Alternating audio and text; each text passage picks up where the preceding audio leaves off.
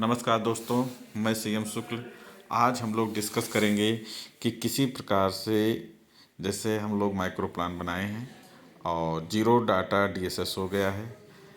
Zero data DSS कैसे होता है कि मान लीजिए कोई हम माइक्रो प्लान बनाए हुए हैं, उस तिथि को किसी कारणवश से स्कूल एंड आंगनवाड़ी सेंटर बंद हो जाते हैं और वहाँ का स्वास्थ्य परीक्षण नहीं हो पाता है। उस दिन अवकाश घोषित हो जाता है, लेकिन हम माइक्रो प्लान बनाए हुए हैं और गलती से उसको हम लोग स्क्रीन के दौरान ओपन कर देते हैं और ओपन करते ही वो जीरो डाटा डीएसएस बताने लगेगा। और जीरो डाटा डीएसएस बताने के बाद जब एक बार ओपन हो जाएगा तो आप उससे माइक्रो प्लान को एडिट नहीं कर सकते हैं, माइक्रो प्लान डिलीट नहीं कर सकते हैं, हॉलीडे या कुछ भी उस अन्य अपडेट नहीं कर सकते हैं। लेकिन अब एक अच्छी बात आई है कि पोर्टल पर ये अपडेट हो चुका है कि अब आप जीरो डाटा डीएसएस डिलीट कर सकते हैं और कैसे डिलीट करेंगे उसके बारे में हम लोग डिस्कस करते हैं। तो सबसे पहले हम लोग खोलेंगे अपनी M S T I D open करने के बाद हम लोग सीधे जाएंगे एम एस टी स्क्रीनिंग में। एम एस टी स्क्रीनिंग में जाने के बाद हम लोग आंगनबाड़ी स्क्रीनिंग मान लीजिए किए हुए हैं। आंगनबाड़ी स्क्रीनिंग में गए, जो भी डाटा यहाँ फिर आप ओपन करेंगे screening of existing children, screening of new children, updated screening record. तो अब आप अपडेटेड स्क्रीनिंग रिकॉर्ड में पहुँचेंगे।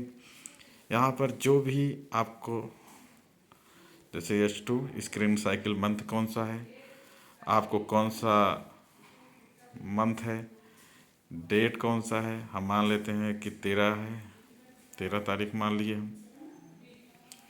हमारा उसका 2 है, उसका टी इस दिन कर दिए।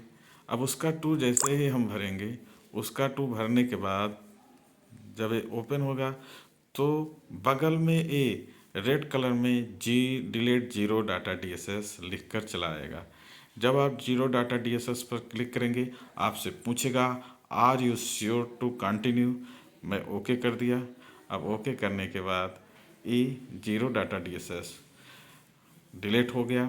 अब आपका जो उधर ओपन हुए था वो DSS zero data DSS clear हो गया है। अब आप माइक्रो प्लान में भी आप संशोधन कर सकते हैं और कुछ नया माइक्रो प्लान भी उस पर ऐड कर सकते हैं, जो भी करना चाहते हैं। उसके साथ ही हम अब आगे बढ़ते हैं। इसी में देखते हैं कि हमने मान लीजिए डीएसएस क्लोज कर दिया है और जो डीएसएस क्लोज किया है उसमें कुछ संख्या हमारा गड़बड़ हो गई है, कुछ मिस्टेक के कारण कोई संख्या आगे पीछे हो गई है, या अभी हमें एक दो हमारे जो स्क्रीनिंग रेफरल रिकॉर्ड है उसे भरने हैं। लेकिन क्योंकि अब डीएसएस क्लोज हो चुका है तो कुछ किया नहीं जा सकता। लेकिन अब नए अपडेट के बाद हम लोग इस स्क्रीनिंग डाटा को कैसे डीएसएस क्लोज को रीओपन करेंगे उसके बारे में इसी में हम डिस्कस करते हैं। तो अभी तक जैसे आपने कहा कि हमने एमएसटी आईडी खोली थी, एडब्ल्यूसी स्क्रीनिंग में आए थे, तो अब AWC अपडेटेड स्क्रीन रिकॉर्ड के आगे व्यू क्लोज स्क्रीनिंग रिकॉर्ड, अब हम इस पर क्लिक करेंगे। जब हम व्यू क्लोज स्क्रीन रिकॉर्ड पर क्लिक करेंगे और इसमें भी हमें सारा डाटा भरना है।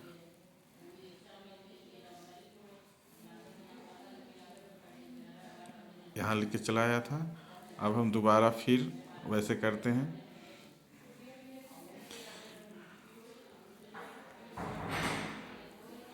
मान लीजिए कि इस बार हम स्कूल ओपन कर लेते हैं और स्कूल में हम व्यू क्लोज स्क्रीन रिकॉर्ड में जाते हैं और जो हमने स्क्रीन रिकॉर्ड ओपन क्लोज कर दिया है डीएसएस, उसको अब हम ओपन करेंगे। तो इस पहले सबसे पहले यहाँ देखेंगे साइकिल मंथ क्या है। अब विजिट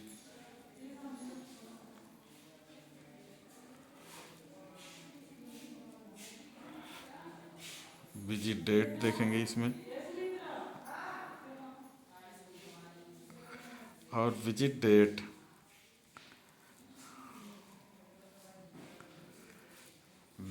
क्योंकि ओपन विजिट डेट नहीं आ रहा है तो हम लोग चेक करते हैं। सॉरी, इसमें क्या है वो इसलिए संशोधन नहीं होगा क्योंकि अक्टूबर तक की जो रिकॉर्ड है वो नवंबर तक का रिकॉर्ड फ्रीज किया जा चुका है। तो इसलिए ये रिकॉर्ड अब आप कोई संशोधन नहीं कर सकते। जो रिकॉर्ड फ्रीज हो गए होंगे उसमें आप किसी प्रकार का कोई संशोधन नहीं कर सकते हैं। लेकिन अब हम आते हैं व्यू क्लोज स्क्रीन रिकॉर्ड में, क्योंकि इधर भी दिसंबर में आंगनबाड़ी सेंटर हुआ है, तो हम आंगनबाड़ी सेंटर के लिए आते हैं। नवंबर तक का हमारा सारा डाटा आप लोग जान रहे हैं फ्रीज हो चुका है। अब ये आ चुका है, हमारा डेट आ गया। अब इस पर हम शुरू करते हैं। मान लीजिए हमारा बघमराया चंदौका 2 है, हमने उसकी एंट्री किया। जैसे ही हमने इसकी एंट्री किया, बगल में हमारा ये reopen DSS for the visit, इस पर आप क्लिक करोगे।